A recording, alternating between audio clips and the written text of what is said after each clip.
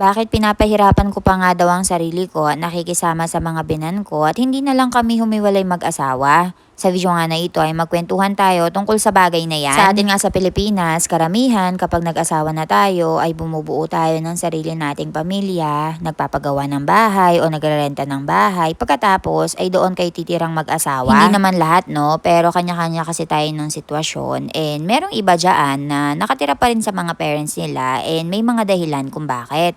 Pero dito kasi sa India guys, ay iba nga yung kultura at tradisyon nila.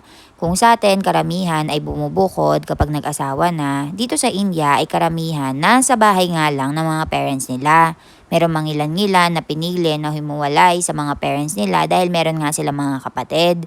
Kanya-kanya nga ng mga circumstances, pero most of them ay nakatira talaga sa mga nanay at tatay nila. Kagaya nga sa atin, yung mga lalaki nga yung mananatili at mag-aalaga sa mga nanay at tatay. Tapos yung mga babaeng anak nga ay aalis naman sa poder ng mga magulang at mag-aasawa na. If foreigner ka naman, Elaine, hindi mo naman kailangang sundin yung gusto nila.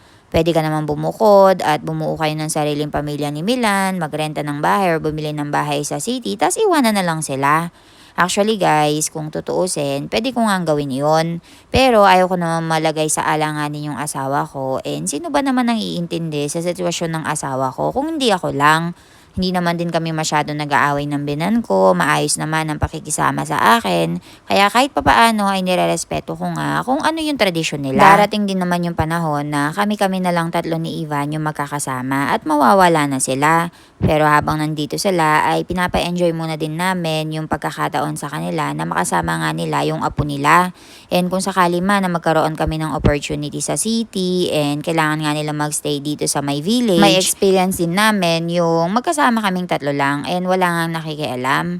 Sa totoo niyan guys, naniniwala nga ako sa kasabihan na sa isang palasyo ay hindi pwedeng dalawa yung reyna. Pero sa sitwasyon namin ng binan ko ay nag-give and take kami. Kapag may mga bagay na gusto ako ay pinapabayaan niya lang ako and kapag may ibang bagay na gusto siya ay pinapabayaan ko lang din. Walang gusto sa amin na maging reyna nag-give and take talaga nagkakaintindihan kami. Syempre hindi mo naman maiiwasan na may mga pag-aaway pagdating sa loob ng bahay. Syempre araw-araw niyong nakakasama yung isa't isa and kilala niyo na yung isa't isa. So nasa pag-a-adjust lang din. At isa pa nga doon guys, dahil nga nagtatrabaho ako, nagtatrabaho yung asawa ko, lahat kami ay nagtatry na kumita ng pera. Kaya naman ang binan ko yung punong abala talaga sa pag-aalaga sa anak ko.